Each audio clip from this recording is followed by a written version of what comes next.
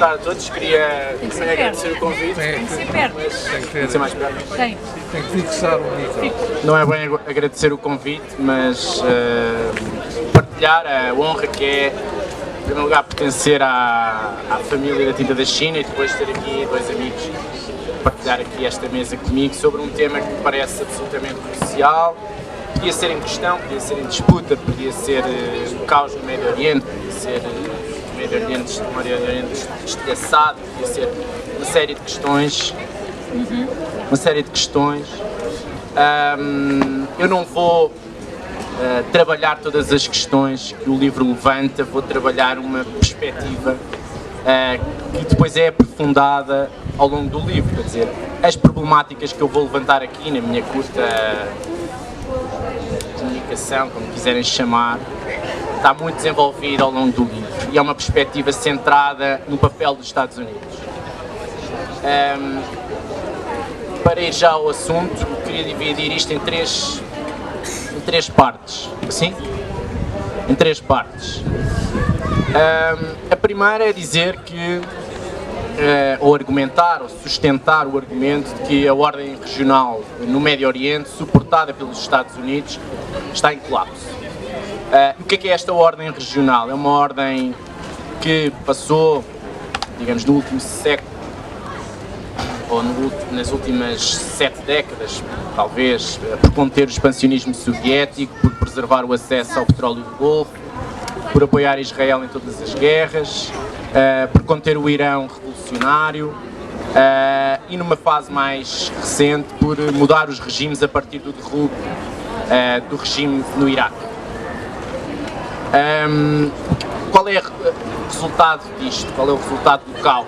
De onde é que vem o caos? Ou de onde é que vem a implosão desta ordem, digamos, centrada nos Estados Unidos, ou nas alianças dos Estados Unidos, ou no projeto dos Estados Unidos para o Médio Oriente? O caos resulta de guerras civis, de terrorismo apocalíptico e da ascensão do Irão. Portanto, estas três condições que se verificam hoje em dia levam-me a concluir que a tal ordem suportada pelos Estados Unidos está em colapso. Não colapsou, mas está em colapso. O que é que provocou este caos nos últimos anos? São questões que eu levanto no livro. O livro é muito centrado desde que rebentou aquilo que se chamou erradamente Primavera Árabe, entre 2011 e 2015. Mas há algumas características sobre este caos dos últimos anos, ou este acrescentar de caos numa região que já não era propriamente muito estável. O primeiro é o colapso do Estado e a erosão das fronteiras. Parece-me evidente, o Estado Islâmico do Iraque e do Levante é a consolidação do colapso do Estado sírio-iraquiano e líbio e também beneficia da erosão das fronteiras na região. A segunda característica é um choque dentro do Islão. Também um choque de civilizações entre o Ocidente e a civilização árabe ou islâmica. A minha perspectiva é o que nós estamos a atravessar, um choque dentro de uma civilização, que é espelhado, por exemplo, entre, digamos, este não é bem um jogo, mas é uma lógica de soma zero entre sunitas e xiitas. Quer dizer, é uma guerra fratricida entre interpretações da legitimidade do Islão ou do ramo legítimo da herança do profeta. A terceira característica talvez seja o sectarismo descontrolado, destapado pela Primavera Árabe, entre aspas. Depois, o desastre pós-guerra no Iraque, 2003. Eu não quero centrar muito, não quero fazer o papel de advogado do diabo, não tenho grande simpatia por George W. Bush, mas não acho que o mal do Médio Oriente tenha nascido em 2003. O 2003 agravou, ou o pós-2003 agravou muitas das debilidades, das fragilidades do Médio Oriente, mas podemos ir, por exemplo, ao desenho das fronteiras depois da Primeira Guerra Mundial para justificar muitas das consequências que nós hoje estamos a atravessar. Portanto, não queria centrar muito a gênese em 2003, mas acho que o pós-2003 criou condições para aquilo que nós temos a assistir. Depois há uma clivagem que de vez em quando é pragmática digamos, na concertação de esforços, como nós vimos, por exemplo, no ataque ao Charlie Hebdo em Paris, mas há uma clivagem estratégica entre a Al-Qaeda e o ISIS, o Estado Islâmico do Iraque e do Levante. São perspectivas diferentes, têm meios diferentes, têm posturas diferentes em relação às suas prioridades, têm mecanismos de ação também diferentes, portanto não obedecem a uma lógica hierárquica uma da outra. Disputam território comum, meios comuns, financiamento comum, recrutamento comum. Portanto, acho que isto também ajuda a explicar muitas das clivagens que estamos a atravessar. Depois, por fim, talvez pusesse não a tónica muito centrada nesta questão, mas não a quero desvalorizar, que é também o colapso do processo de paz do Médio Oriente.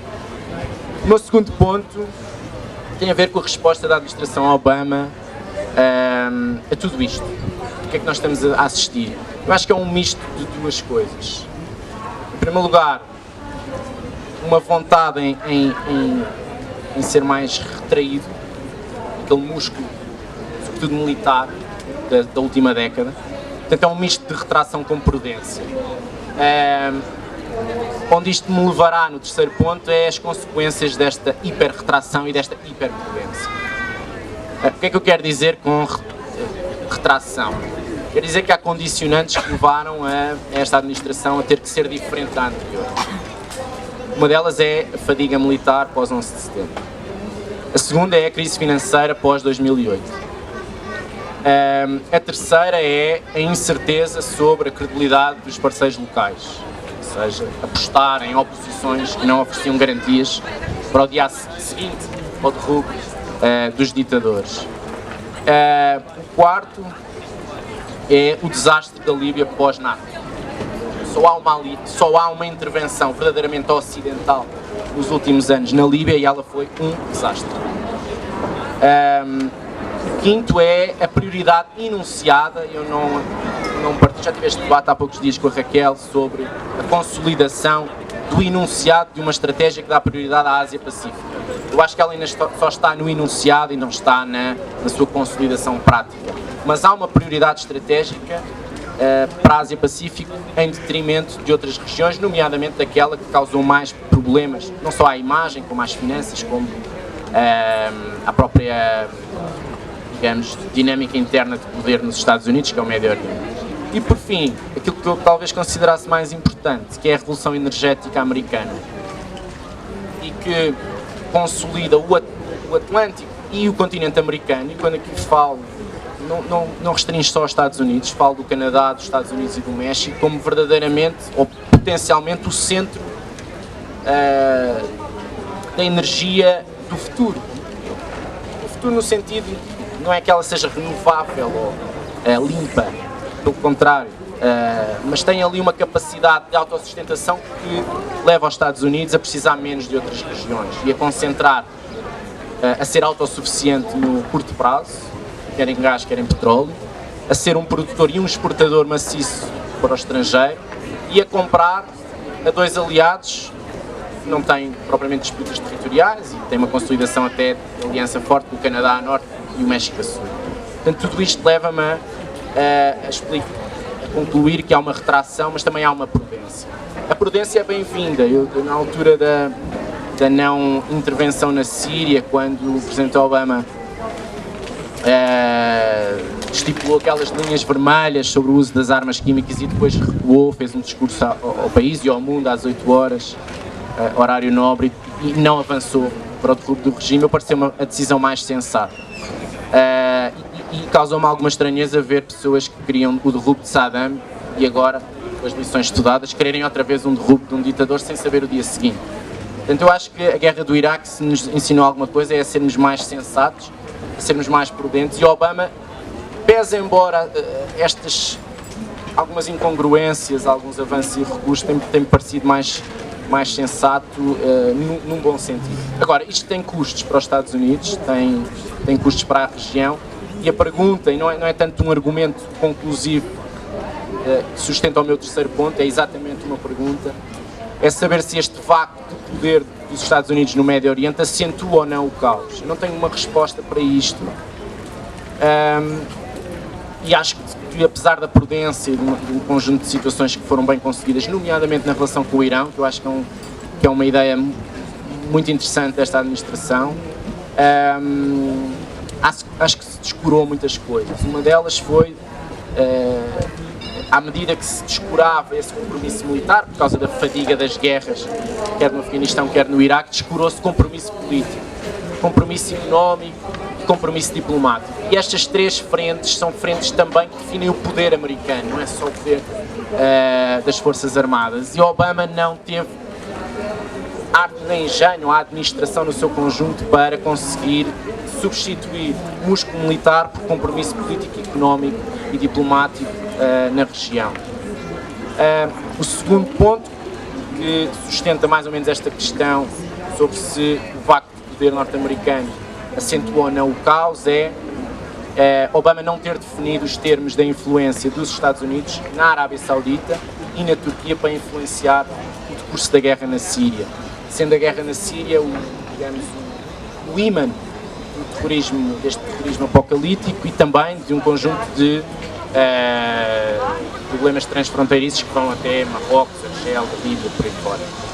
E depois acho que é uma estratégia muito assente numa limitação de recursos militares, ou seja, quase que se vê ele não sendo um pacifista nem propriamente renitente em usar a força, é consciente que o debate norte-americano interno não é favorável a prolongadas missões novamente e a muitos homens no terreno, muitas baixas potenciais. É uma estratégia que tem potenciado o anti-americanismo social nestes países, pelas baixas civis que acarreta, por um certo esconder dos decisores políticos em função dos ataques que vão sendo feitos, quer dizer, não há uma responsabilização direta, nenhum decisor político vem dar a cara por 50 crianças mortas por um ataque, um dano colateral, como se chama, mal efetuado por um drone.